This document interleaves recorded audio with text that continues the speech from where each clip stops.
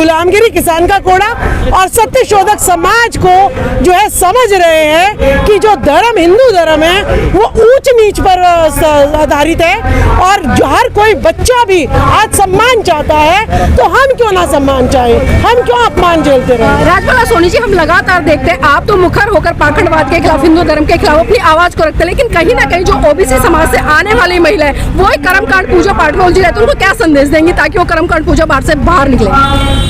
देखिए, मैं तो अभी स्वामी प्रसाद मौर्य जी ने कहा कि एक तरफ मंदिर की घंटी और एक दिन तरफ जो स्कूल की घंटी, और स्कूल की घंटी सुन के जो माँ बाप अपने बच्चों को भेजेगा वो doctor, engineer, professor, lecturer, scientist, clerk, चपरासी सब बनेगा, लेकिन अपने घर की गरीबी को दूर करेगा। लेकिन अगर जो मंदिर पर 7 पीढ़ियां दफना दो, लेकिन तुम लोग बाहर भीख ही मांगते रह जाओगे और जो है कभी भी अपने घर भी नहीं बना सकते, छत भी नहीं बना सकते। 1927 में परम पूज्य बाबा साहब ने मनुस्मृति का दहन किया, लेकिन उससे पहले सबसे पहले जो आंदोलन किया वो राष्ट्रपिता ज्योतिबा फुले ने किया। तो क्या बात है कि आज उनको मानने वाले लोग कहीं ना कहीं गणेश चतुर्थी मना रहे हैं, जय जयकार कर रहे हैं, और कहीं ना कहीं हम देख रहे हैं कि जिस तरह से अभी नवरात्र का सीजन आएगा और अभी जो कावड़ यात्रा है उसमें लिप्त है ओबीसी समाज, तो उसको बाहर निकालने के लिए देखिए ये षड्यंत्र है। आप देखिए, सावित्रीबाई फुले जी ने प्रथम जो स्कूल बनाया उसको खंडर बना दिया, उसके सामने गणेश जी का जो है मंदिर बना दिया,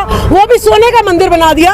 अब आप जा रहे हैं अनजान, आपको इतिहास पता नहीं है, आप कहोगे ओह बहुत सुंदर है, खंडर की तरफ तो कोई देखेगा ही नहीं, चाहे उस खंडर ने इस देश का निर्माण किया है, लेकिन वो खंडर मुझे पसंद नहीं है। तो यानी ये सरकारें स्कूलों को तो जो है गौशाला गौशाला से भी बदतर बनाना चाहती है और मंदिर को जो है सोने का बनाना चाहती है, ताकि सब जो है घंटियां बजाएं और ये यूं ही भिखारियों की तरह मांगते रह जाएं। तो इसीलिए हमें जरूरत है कि सावित्रीबाई फुले ने जो प्रथम स्कूल खोला था उसको हम भव्य बनाएं और लोगों को समझाएं कि अगर भव्य बनाना है तो स्कूल बनाओ, विद्यालय बनाओ, कॉलेज बनाओ, ITI बनाओ। हर गली में मंदिर बनाने की जरूरत नहीं है, हर गली में स्कूल बनाने की जरूरत है, हर मोहल्ले में एक कॉलेज बनाने की जरूरत है, ITI बनाने की जरूरत है, लाइब्रेरी बनाने की जरूरत है, प्रयोगशालाएं बनाने की जरूरत है। आप लोग इतनी मेहनत कर रहे हैं लेकिन पिछड़े जागरूक होते नजर नहीं आ रहे, आखिर क्या वजह है? देखिए, ऐसा कह नहीं सकते, पिछड़ों के बहुत सम्मेलन अब चल रहे हैं और अभी भी प्रजा समाज के जो है मुखिया आए थे, उन्होंने कहा कि ज्योतिबा फुले सबके हैं, क्योंकि उन्होंने हमें शिक्षा की ज्योति दी, उन्होंने अंधविश्वास और पाखंडवाद को हटाया। तो ओबीसी अब जाग रहा है, ऐसी बात नहीं है। संसद में तो कह रहे हैं मुल्ले, कटवे, आतंकवादी, उग्रवादी, ये पिछड़े ही तो हैं। देखिए, वो है दलाल, बीजेपी के गुलाम। क्यों? अगर बीजेपी ने जो कह दिया वो अगर नहीं बोलेंगे तो अगली बार उनकी सांसद की टिकट जो है घट जाएगी। लेकिन ज्योतिबा फुले अकेले थे, इस अकेले ज्योतिबा फुले ने भारत में शिक्षा और सामाजिक की क्रांति जगा दी, बाकी तो गुलाम तो जो है करोड़ों है। तो हमें रमेश भिदुड़ी जी ने क्या कहा, अगर वो ओबीसी के सांसद हैं, अगर अपनी समाज की उनका वोट चाहिए तो महिलाओं का जो बिल पास हुआ है उसकी मांग करें, नहीं तो जो है ये बढ़वागिरी और चमचागिरी करना छोड़ दो। काशीराम जी ने चमचागिरी जो है युग लिख के किताब लिख रखी है कि जितने चमचे हैं ये इस बहुजन समाज की गले काट रहे हैं, ऐसे गले काट। महिला आरक्षण पे नहीं बोले वो कि पिछड़ी महिलाओं को आरक्षण दो, कोटे में कोटा, उनकी औकात है? भाई बीजेपी के क्या है वो, RSS मनुवादियों के क्या है वो, एक सांसद ही तो हैं, टिकट भी उन्होंने भीख में दे रखी है। तो अगर वो बोलेंगे खिलाफ, किसी दुकानदार पर नौकर है, अपनी मर्जी से किसी को सामान दे सकता है, मालिक 4 थप्पड़ मारेगा, दुकान से निकाल देगा, यही औकात हमारे सांसदों की। समाज पहले होता है, पार्टी बाद में होती है। अगर समाज पहले होता है तो महिला बिल पास हो गया। बताइए कि आपने ओबीसी समाज के लिए, छोड़िए ओबीसी समाज, आपने गुर्जर समाज के लिए कहाँ प्रतिनिधित्व मांगा? लेकिन राजधानी जिस तरह से 50% भागीदारी है और हिस्सेदारी है महिलाओं की, लेकिन 33% आरक्षण, तो कहीं ना इंसाफी तो नहीं। देखिए, ब्राह्मण व्यवस्था में कहा ही गया है कि महिलाएं पाप की योनि है, सबसे नीच है। ये तो समझिए कि प्रतिनिधित्व ये हमें 33 के बीच जो है ना दे रहे हैं, वो भी किसको दे रहे हैं? उसमें जो है SC ST OBC का तो कोई प्रतिनिधित्व है नहीं, ये भी अपनी स्वर्णवादी मनुवादी विश्व कन्याओं के लिए आरक्षण इन्होंने दिया है। अभी उनके लिए ही सोचा है कि ये विश कन्याएं हमारे काम आएंगी, क्योंकि ओबीसी SC ST के सांसद बन के आएंगे, विधायक बन के आएंगे, उनको लुभाने के लिए कुछ तो विश कन्याएं इनको चाहिए। एक तरफ तो आगे से आरक्षण की बात करते हैं, लेकिन दूसरी तरफ पीछे से आरक्षण छीन लेते हैं, तो ये दोहरा मापदंड कैसा है? भाई आरक्षण दिया है, अब आरक्षण दिया 10% EWS सुदामा कोटा अपने लोगों को, तो आरक्षण की बात करेंगे तो अपने लोगों को देंगे और तुम्हारा काटेंगे, ठीक है। इसी तरीके से महिलाओं का बिल पास हुआ तो उनकी महिलाओं का बिल पास हुआ, तुम्हारा थोड़ी ना पास हुआ है। तुम्हें बोलने का अधिकार है क्या?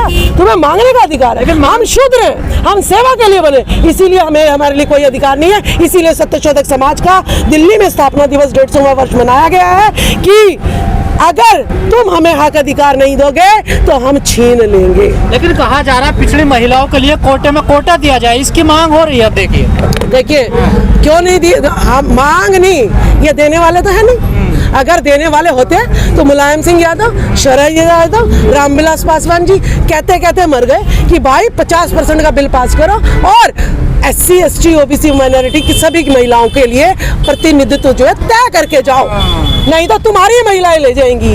लेकिन उनके जीते जी तो इन्होंने दिया नहीं, अब तीनों मर गए, आवाज उठाने वाला कोई है नहीं। जल्दी से विशेष सत्र बुलाओ और ये महिला बिल पास कर दो और अपनी महिलाओं को स्मृति ईरानी जैसी, सीतारमण जैसी को बिठा दो, हेमा मालिनी, जया भादुड़ी, अब कंगना रनौत। पहले तो अश्लीलता परोसो, जवानी डल जाए तो पार्लियामेंट में इन सांसदों पे माया जाल चलाओ। राहुल गांधी कह रहे हैं कि 90 सचिव है, जिसमें से 3 पिछड़े हैं कुल, जिनकी आबादी 50%। हाँ, कांग्रेस अब जो है तो थोड़ा बिल्कुल ही तलेटी में चली गई है, तो उन्हें OBC याद आ रहा है। बताओ तुमने अपने जमाने में कौन सा OBC को आरक्षण दे दिया? ठीक है, तुम भी जो है एक सिक्के के दो पहलू है, बीजेपी और कांग्रेस। अगर तुमने हमें आरक्षण दे दिया होता तो आज देश का ये हाल नहीं होता और आज तुम्हारी पार्टी का ये हाल नहीं होता कि जूते के साथ पहन रहे हो। तो क्या पिछड़ों की इतनी बड़ी आबादी है, उनको अधिकार नहीं मिलना चाहिए? उसका बात क्यों नहीं होती? हिंदू मुस्लिम हिंदू राष्ट्र की बात कर रहे हैं। देखिए, उनको बिल्कुल भी ये अधिकार देना नहीं चाहते। अगर 52% 1931 में जो था वर्ग, वो आज अगर गिनती कराओगे तो 62% मिलेगा और SC ST समाज 22.5% है। 90% लोग अगर एक हो गए तो इन्हें तो देश छोड़ना पड़ जाएगा। तो ये पागल है क्या सत्ता छोड़ेंगे? तो इसीलिए ये OBC को बिल्कुल भी प्रतिनिधित्व देना नहीं चाहते, ताकि 90% लोग एक होकर रहे हैं, हर कोई जाति के आधार पर बटा, हर कोई संगठन के आधार पर बटा। भाई इन्होंने इतना 5000 साल पुराना मकर जाल है, इसको तोड़ना आसान है।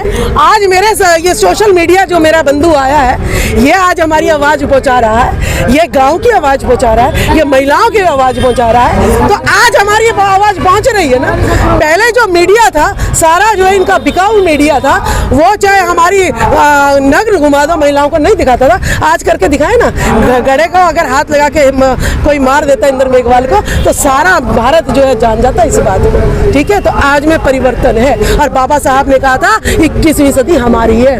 तो ये जब तक सोशल मीडिया यूं ही चलता रहा तो हम जो है एक ना एक दिन अपनी सत्ता ला के देंगे, बहुजनों की सत्ता आएगी। आप कह रहे कि लगातार 21वीं सदी हमारी होगी। बाबा साहब ने कहा था जिस तरह से लोग लोकतंत्र को बचाने की बात करें, संविधान को बचाने की बात करें, बहुजन इकट्ठा होने की बात, लेकिन हम देख रहे हैं कि संसद में दिन दहाड़े जिस तरह से बसपा के सांसद के खिलाफ इतना आतंकवादी एक जहर उगला जाता है, उसको किस तरह से देखते हैं? देखिए, डर है ना, ये मोदी सरकार को डर है। हम सत्ता से जाने वाले हैं, इसीलिए 10 साल से जो सत्ता पार्टी राज कर रही है उसे अलायंस करना पड़ रहा है। क्या तुमने काम नहीं किए थे? क्या तुमने बेरोजगारी फैलाई है? क्या तुमने महिलाओं का सम्मान नहीं किया किसी देश में? क्या तुमने पहलवानों का शोषण जो है अपने सांसदों से करवाया है? क्या आपने मणिपुर में नग्न कर महिलाएं घुमाई है? इसीलिए आपको कहना पड़ रहा है कि मैं जो है दोबारा प्रधानमंत्री बन के आऊंगा।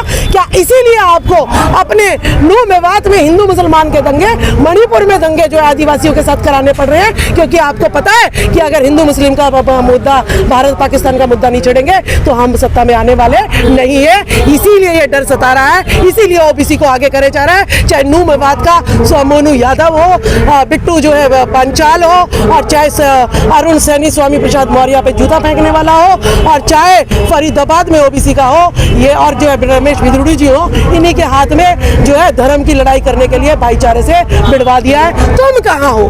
तुम अगर सच्चे नफरत अभी तक गाँव में, शहर में, ट्रेन में, स्कूल में देखने को मिलती थी, अब तो संसद भवन तक पहुँच गई है ये। देखिए यानी संसद भवन तक पहुंच गई तो इनका मतलब इनके यहाँ पे तलवार अटक गई है। पहले हमारे थी, अब इनके पे तलवार अटकी हुई है। भाई संसद में ही कहलवाएंगे तब जाके देश सुनेगा। नीचे तो नफरत ये लोग फिरते अरे नफरत, इनकी जो शहनशाही नफरत वही तो टिकी हुई है। जिस दिन इन्होंने भाईचारा बना दिया, 90% समाज इकट्ठा हो गया, तो इनको तो देश छोड़ना पड़ जाएगा। जैसे इनके पूंजीवादी लोग लाखों लाखों करोड़ों रुपया लेके भाग गई है, तो ऐसे इनको भी भागना पड़ जाएगा। सांसद में कोई कार्रवाई नहीं हुई अभी तक, देखिए तो भाई जब बुलवाया सरकार जिसकी, उसी ने तो बुलवाया है। वो अपने सांसद पे अगर कोई कार्रवाई कर देंगे तो दूसरा सांसद थोड़ी ना बोलेगा इनके। अभी तो चुनाव 2024 में बहुत दूर ही है, हिंदू मुसलमान और करवाना है अभी तो फिर वो बकरे कहाँ से लाएंगे, ये गुलाम कहाँ से लाएंगे। तो क्या लगता है 2024 का जो चुनाव मुद्दों पर नहीं सांप्रदायिकता पर होने वाले इस बार? हमें तो ऊंची जाति को लेकर भागे। 2024 के चुनाव मुद्दों पर नहीं सांप्रदायिकता पर होने वाले। देखिए शुरू में भी धर्म के नाम पे था और अब भी धर्म के नाम पर ही है। तो ये जो है कोई मुद्दे नहीं है, इन्हें मुद्दे लूटना था जितना देश को, वो लूट रहे हैं सारी पार्टियां, मनुवादी पार्टियां। तो हमें जो है सिर्फ और सिर्फ भाईचारा बनाना है, अपनी एकता बनानी है, सर्व समाज को इकट्ठा होना है। 90% वोट हमारे हैं, तो यानी हमारा ही प्रधानमंत्री, सत्ता शासन हमारा ही होना चाहिए। हिंदू राष्ट्र में अपनी स्थिति क्या पाती है? हमें ओबीसी में आरक्षण चाहिए, सिर्फ बीजेपी के एक सांसद ने बोला, जनरल मंत्री की। ये बगावत होगी अगर महिलाओं को, पिछड़ी महिलाओं को आरक्षण नहीं दिया कोटे में। अब उमा भारती जी, अब आप बोल रही हैं, पहले कहाँ थी आप? ठीक है, तो वही बात है, हिंदू राष्ट्र में हम जो है सबसे नीचे पायदान पे शूद्र।